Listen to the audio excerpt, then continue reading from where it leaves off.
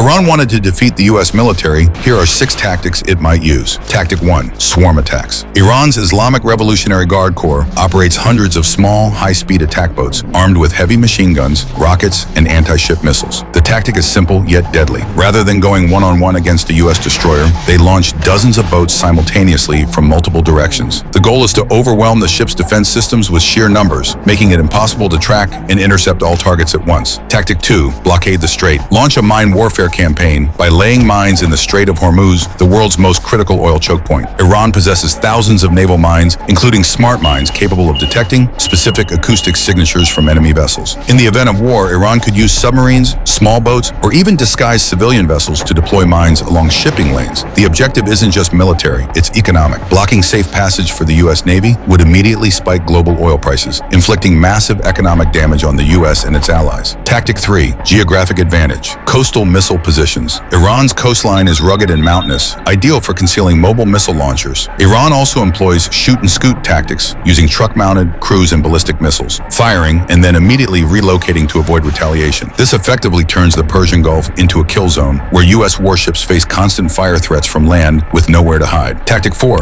Ambush, threat, mini-submarines. The Persian Gulf is actually quite shallow, making it unsuitable for large U.S. nuclear submarines, but perfect for Iran's Qaidir-class diesel-electric mini-subs. These small submarines can silently rest on the seabed, waiting for targets to pass before launching torpedoes. It's a classic ambush tactic designed to strike high-value targets like carriers and destroyers, and they're nearly impossible to detect with sonar. These compact, quiet submarines, built for shallow water combat in the Persian Gulf, pose a serious threat to U.S. aircraft carriers. Due to their small size and low acoustic signature, they are difficult to detect and can be deployed near critical choke points like the Strait of Hormuz, armed with heavy torpedoes and capable of laying mines. A sudden strike on a carrier could cripple flight deck operations, severely weakening U.S. air projection capabilities in the region. Additionally, these submarines can lay mines in key shipping lanes, funneling U.S. warships into preset ambush zones, setting the stage for follow-up missile and drone attacks. Tactic 5. Aerial threat, drone warfare. Iran has invested heavily to become the Middle East's leading drone power. In the event of war, drones would be used not just for reconnaissance, but also as loitering munitions, essentially suicide drones. The tactic involves launching massive wave attacks, targeting sensitive radar antennas, and flight decks on U.S. warships. The goal is to blind the fleet's sensors, disrupt flight operations, and leave ships vulnerable to missile strikes. Tactic 6. Strike logistics nodes. The U.S. fleet depends on the port of Bahrain and air cover from bases in Qatar to sustain operations. Iran possesses the largest ballistic missile arsenal in the Middle East. Its strategy includes launching massive missile salvos against these fixed command centers and logistics hubs. The objective isn't just to destroy buildings, it's to cut off the fuel